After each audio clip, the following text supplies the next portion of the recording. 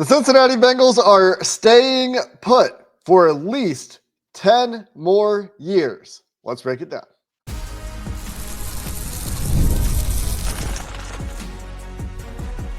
You are Locked On Bengals, your daily Cincinnati Bengals podcast. Part of the Locked On Podcast Network, your team every day.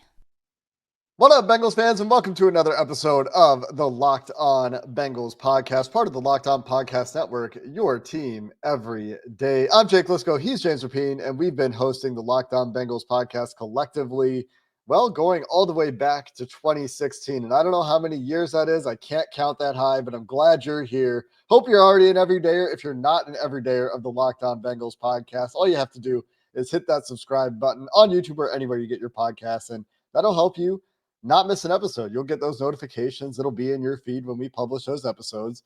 So if you want to be an everydayer, that's all you got to do. You can also join the many listeners out there that make Locked On Bengals their first listen, and we appreciate all of you who have those great listening habits. And James, today we dive into the agreement that has been sort of agreed upon. The framework of the lease was approved by the Hamilton County Commissioners on Thursday. So the lease itself not fully formally agreed upon, but the framework is in place. The major things are agreed upon. We're going to break everything down that we know about this agreement that will keep the Bengals in Paycor Stadium through at least 2036. Yeah, it's huge. And it's a letter of intent. They had a memorandum of an understanding in April. Now it's a letter of intent. Here's why this is different, because I think that's the first thing, because people that have been following this remember what happened in April. The reason this is different is because they're basically punting on that June 30th deadline. So both sides are serious about this. It's done. I'm comfortable saying that because it is. And it was voted on 2-0. We're going to get into all the details like you said, but 2-0, one abstained. This was something that if you heard through the grapevine throughout the week, like, well, there's some hope. There's hope. We'll see if it gets done. And then our Locked On Bengals insiders found out, I would say, early Thursday morning, but before everything. And I know one of the commissioners, the county commissioners, made fun of the media outlets that said it was done like 15 minutes before it was done, because it was done. And so I think that's funny. But look, it's huge news. Why is it huge news? Well, we can go a bunch of different ways, but this is Locked On Bengals. So let's look at it from a Bengals perspective. The Bengals are staying in Cincinnati. That's one that really wasn't in doubt, but now there is no doubt, and there is no 1% or maybe if this, and this. And so that's a beautiful thing. And two, I do think that being downtown, being where they are, it's an awesome experience. And I like the game day experience. I like everything about the tailgating outside, and then being able to hit up the banks, and which I've been a bunch of different pre-games, recording at the banks or live broadcasting at the banks. And then you roll from there to different tailgates and then into the game. So I think that's a beautiful thing. I love that it's downtown. And so high level stuff, but the Bengals staying in Cincinnati, that's huge, huge news. Yeah, not having to move, nobody has to deal with that headache is the predominant win here for the team, right? The team didn't want the sweeping large-scale renovation project that would approach $1 billion. And the team didn't want to deal with putting up all the money that the county would have wanted the team to put up as part of that project as well. But the priority for the Bengals, the way I read this, in the way that I understand and the way that I'm interpreting the things that were agreed upon in this framework agreement on Thursday, is that the team's number one priority was just that they didn't want to move. They want Paycor to have necessary updates, not necessarily a ton of aesthetic changes, not necessarily all of the additions and the practice facility and all these things. And we'll see what specifically ends up being agreed upon when we get a a better read on the specifics of what will happen as part of this new lease agreement. But the priority for the team was simply staying put, staying in their stadium, and addressing things that they felt necessary to address. And that is ultimately what I think provided the outline to the framework that was agreed upon on Thursday when you read between the lines a little bit. For sure. And this whole time, you've had a on the political side, you've had a county that has been told for decades how they got their butt kicked in the 90s with the first deal. And so some of the details that we share, you'll see the differences, and it's very clear why. That they did not want to. You don't want to hear that you got your butt kicked again because you've heard it for 3 decades. Even if they weren't in the roles that they're in, they've heard it. Everyone's heard it. I was 4 or 5 years old when this stuff was being negotiated last time. Guess what? I've heard it over and over and over and over again about how the county got its butt whooped in negotiations with this stadium deal. And so the Bengals were always going to have to bend some. But they weren't asking for a brand new stadium.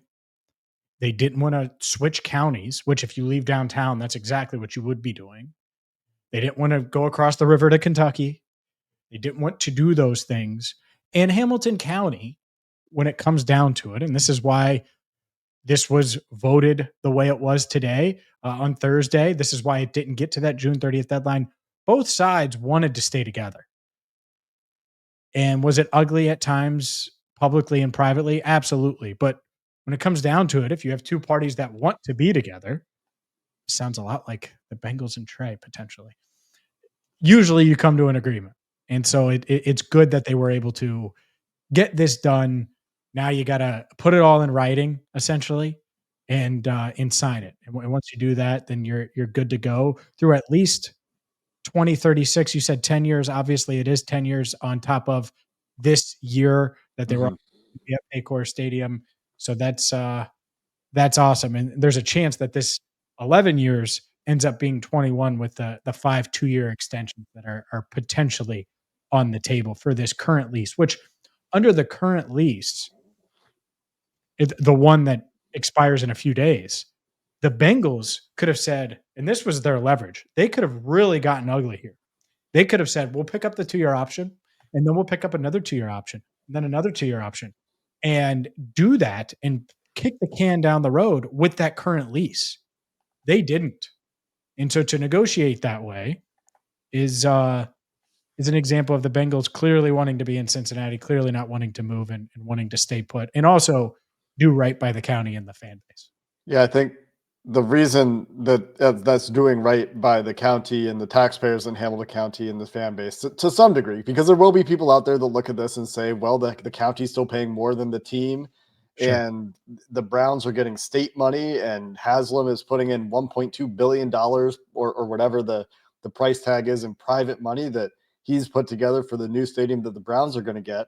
But the priority for the county was getting out of the current lease. And so this isn't a lease extension per se. This is a new lease. They're not extending the terms of the original lease while they are extending the period of time that the Bengals will be in Paycor Stadium. So we can dive into some of those details, start to talk about some of the specifics here and why Hamilton County prioritized what they prioritized, why they end up agreeing to this 2-0 with one abstention, which, let's be real, that's a 2-1. The abstaining counselor did not want to vote for this and has been the dissenting vote in previous votes, as I understand it. So irrelevant, the politics part of this really at this point, but some of the bits that Hamilton County is getting out of this, I think, are relevant because they were germane to the negotiation. So we'll get into some of those details coming up next. Today's show is brought to you by Rugiet. Guys, you've probably heard of Viagra or Cialis.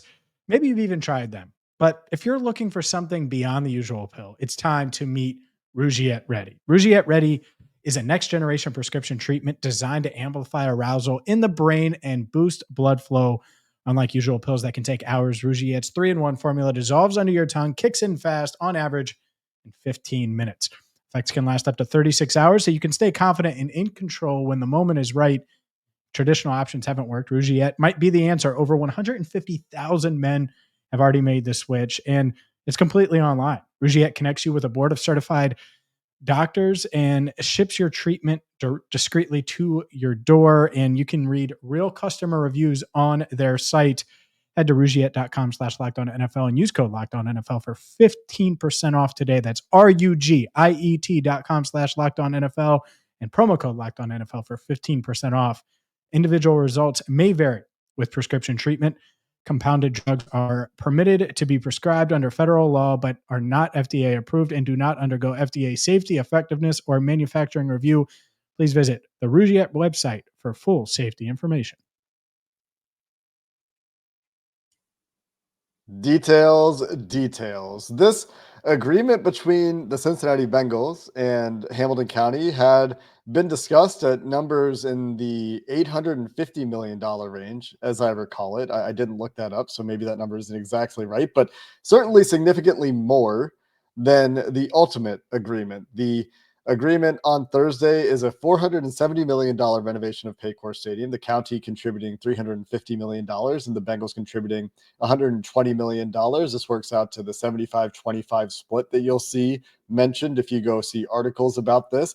The Bengals will be paying rent for the first time in their history of using Paycor Stadium. The county will get a lot more control over the events happening in that stadium, which was a big priority for them and something that they wanted to get into this new lease. And there is a cap on the county's expenditures in this version of the lease as well, which was another priority for the county, where if you look at the county commissioner quotes, there were issues where the team could ask for certain upgrades to maintain market standards that the county felt was an unrestrained liability in the previous lease. And James, you mentioned there are, like the current lease and the next lease, a set of 5 rolling extensions, I believe. And the first of those extensions could become automatic if the Bengals hit a certain revenue threshold and they become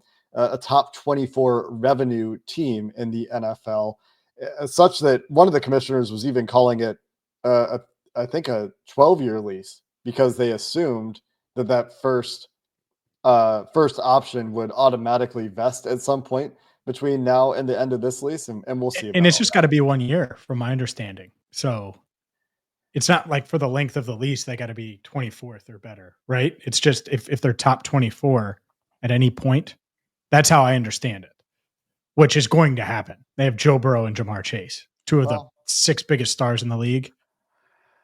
I mean, where are they now? I don't know. 24th, that would be the highest that I can remember them ever being. And if they were ever going to do it, this would be the time. But to your point, but they haven't done it yet with those guys. Yeah, I think. Well, it's revenue versus value. So right. the revenue part of it, they might have. You don't. Do we know that? I guess we don't know for sure, but I guess we don't know for sure. That's the bottom line there. Yeah. Yeah, because I'm looking. I just did the NFL revenue by team, and it's not like there's a year by year breakdown. So there's not like a public NFL published report. That's for sure. Yeah. There are numbers out there that you can't find, and whether or not they're accurate is a question. Anyway, but yeah, I when I saw that, I thought, oh well, that's going to get exercised and picked up. And by the way, hopefully it does. Hopefully it does, because now we're talking 2038. When Joe Burrow is winning another MVP and has played for nearly 2 decades. Yeah, and his Aaron Rodgers age season. That's how old Aaron Rodgers is now, right? Pretty close, yeah. But you certainly hope that he ages like Brady, not Aaron. Yeah, it was referred to as a 13-year lease in the mind of one of the counselors. Like I said, they were comparing the lease to the deals that we've seen in Baltimore, which isn't a deal with the county, technically speaking. There's a different spending authority, stadium authority in Baltimore, in Maryland, that pays for that stadium. But the county really, I think, comes out ahead here, and they needed to your point earlier, talking about what they've taken on the chin for the last several decades on the original lease agreement for the original, at the time, Paul Brown Stadium that turned into Paycor Stadium. They get a lot more control over the events happening in the venue, which seemed like a pretty significant priority. And again, that capping of the exposure of the county, the quote is, there's predictability to the investment the county is making, which is something that didn't exist in the current lease. The old lease allowed the Bengals to come in and ask for enhancements relative to the market. So we had this undefined liability. That's something that keeps you up at night. This is capped. That's a great benefit to the county. So a couple of major benefits for the county here, where the expectation would be, if it's managed properly, you'll see a lot more events happening in Paycor than we see in the current world on the current lease, where the Bengals have controlled that a lot more tightly than I think we'll see in the future. Yeah, it's up to the county, but they should be having, high school football, multiple concerts. There's a lot of things you can do. If you can do concerts like that, you could do basketball if you wanted to. And that, people are like, what, outdoor basketball? You could. And so there's a lot of different things you could do. And hopefully they do, because that needs to happen. Like, that's something that needs to happen and should happen. And there should be events there more than regularly. It shouldn't be like, oh, remember that Luke Combs concert last year? Or, hey, remember when Taylor was here? Like, you can count the events on one hand, essentially, that you remember and that are like big events that are non-Bengals games. That does need to change some, because at best, what are you talking? You're talking 9 home games in the regular season, 1 to 2 preseason games, and then a couple playoff games, 3 playoff games max in a best case scenario annually. Like, that's 2. Get a few more dates. Is it 2? I mean, if you're a wild card team to get the first one, then you can't get 2 more. So if you get a bye in the first You round, could then if you there's get an 2. upset, right? Well, no, I don't think a wild card team can play the second round at home. Can they? Yeah. Yeah, if they're the 3 seed and then the 2 seed loses to, because the 2 seed doesn't get a bye. Oh yeah, you're right. There's a world. So I was thinking wild card, not 3. Yeah, because it's unrealistic, which is the point. Is it probably is 2 or even 1 game, even if you go on a deep playoff run. And so it would be nice to have more events. You're right. I should not have jumped in to correct you. I did not think all the way through that. So the opportunity for more events at Paycor Stadium, the elimination, hopefully imminently, of a distraction. This isn't entirely done yet. It's all but done at this point. That, like we said, the major things were all agreed to: the financial terms, the scope of work, the concessions the team has made to the county, the split of who's paying for what. The major things are ironed out. But while the Bengals have pushed back the deadline, they're not requiring the letter of intent to be complete at the end of the month on June 30th for that 2-year rolling option to kick in. They're not exercising that option or anything, but it's not entirely done. Ideally, this gets done imminently, and then we just don't have to talk about it for 10 years. But it's only 10 years. I think that ideally, this is something that would have been, we don't have to think about this for a generation, 20, 30 years, right? Like we can pass a generation through here, but instead we're going to be talking about this again in 10 years, or at least the Cincinnati Bengals will and Hamilton County will. I don't know if you will be, the listener. Hopefully you're still with us here on Locked On Bengals in 10 years. But I think that element of it is the last interesting element to me here to discuss. And I don't know if there's anything else that you want to jump in on as well, James, but let's talk about the term of the lease here and what we should expect in terms of finalizing things going forward, when we can officially put this thing to bed, coming up next. Today's show is brought to you by Gametime. Have you ever decided at the last minute to head to a ball game with friends or family?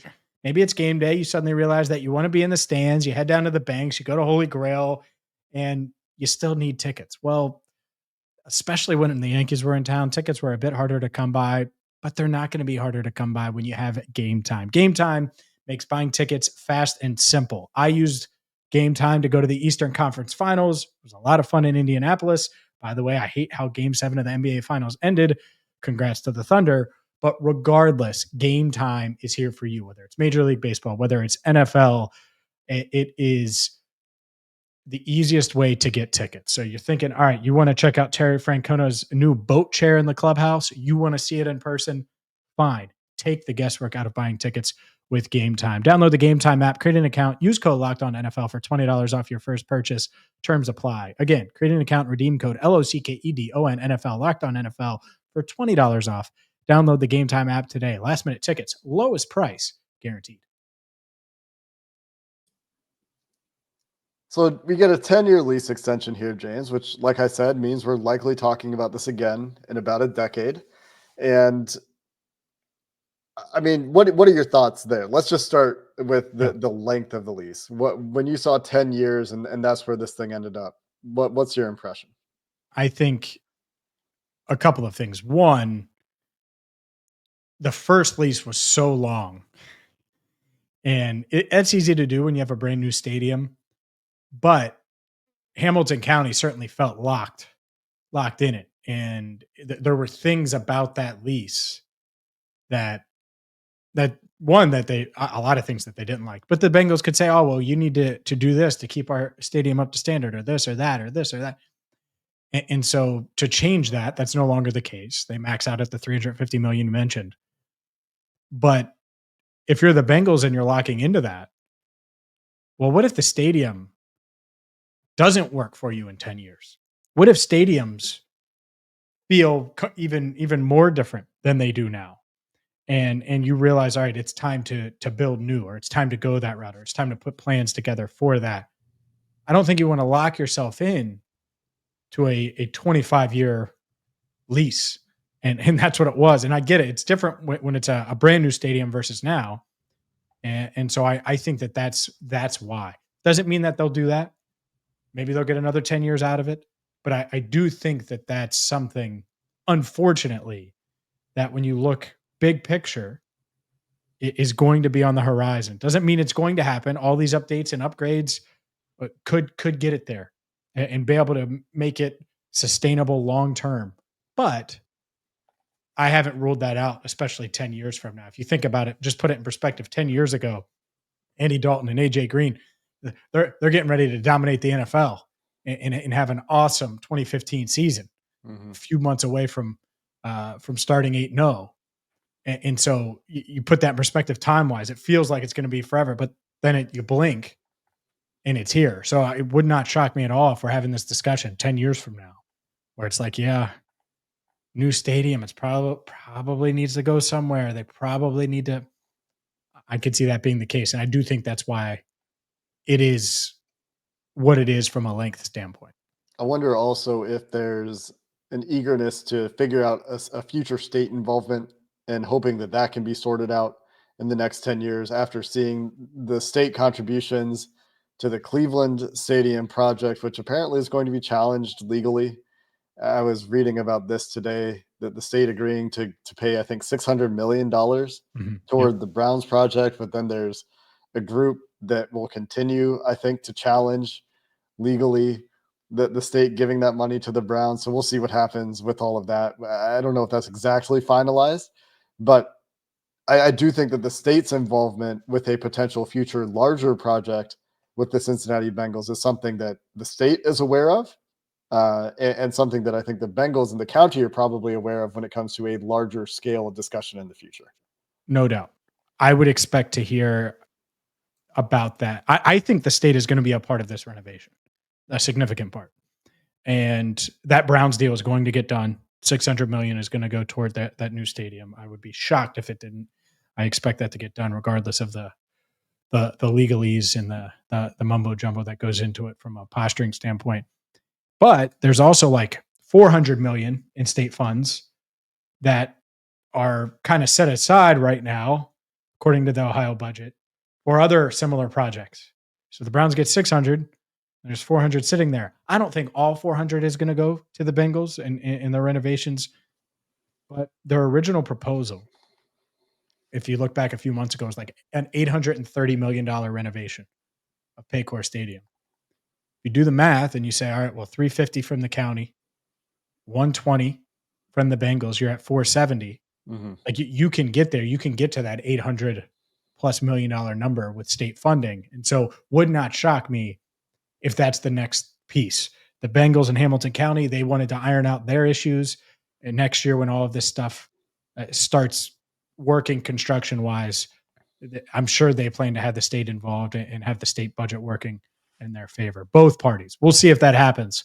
But I think that's going to happen in 2026 is their plan, even if they haven't announced anything or tried to officially petition for that money. And I'll be curious to see, in addition, what specifically is on the to-do list here for Paycor. I think that some of the documents are out there that outline some of this. I have not seen them yet. I don't know if we've seen a real list of to-dos yet. I know that the escalator project is something in the short term. Yeah. That's on the list, but I don't think that's to do with this new lease. So that is the remaining curiosity for me. And then the other thing here, James, is that this isn't officially done. I don't think that it's something that you have to worry about anymore. To your point, this is all but done. This is like that several day period when it was a couple of days, right? Where we knew Jamar and T were done. Maybe it's only 24 hours. That felt like a couple of days before the agent and T and Jamar had dinner with Jordan Schultz. And then it was like officially done or whatever Jamar had to get back into the country. Yeah. So like it's similar to that, but when do you think officially done from a timeline perspective here?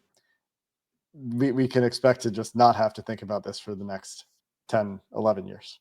Oh, I think certainly before camp. I mean, I think that they'll sign everything. I think it's literally just about getting it all on paper and having the lawyers go through every single word and read it up. All of that. Yeah. Like you don't kick the deadline out and throw the deadline out the window if it's not done. Yeah. From that perspective, because that's the leverage on both sides. You're like, well, we got to get this done. Are we going to get it done or are we not? And so, no, I think now it's just like you go to buy a car and you're like, oh, you agree to the price, but then you have to deal with all the things. And if you're financing, you got to go through the finance guy and you got to talk like that's what they're doing. It's just a really, really expensive car that there's a lot of fine print to read through. Doesn't even have an engine, doesn't have wheels, can't go anywhere. This is a bad car. I want to take it back. Can I get a new car with wheels? Anyway, the Bengals now hopefully a lot of cement can you know what? Actually, I'm going to spend a minute on this. One of the more disappointing things to me about this is that like the aesthetic upgrades don't seem to be part of this project at all. And if there's one thing that I was hoping would come out of this is like there are these giant cement walls on the exterior of Paycor. I was hoping that something could be done with that, like put something, and the team still could. I don't know. Like, what do you? The team doesn't seem to want to, but it's doing something to make it prettier would have been nice. Have you ever heard of it? Concrete jungle, baby. I have. Hopefully, on a football note, this means that whatever resources the front office was putting toward this negotiation are less taxed, and in the next month before training camp opens, before we're talking about our training camp observations, some contracts done. Yeah, I knew it. I've gotten so many of those. Now can they focus on Trey?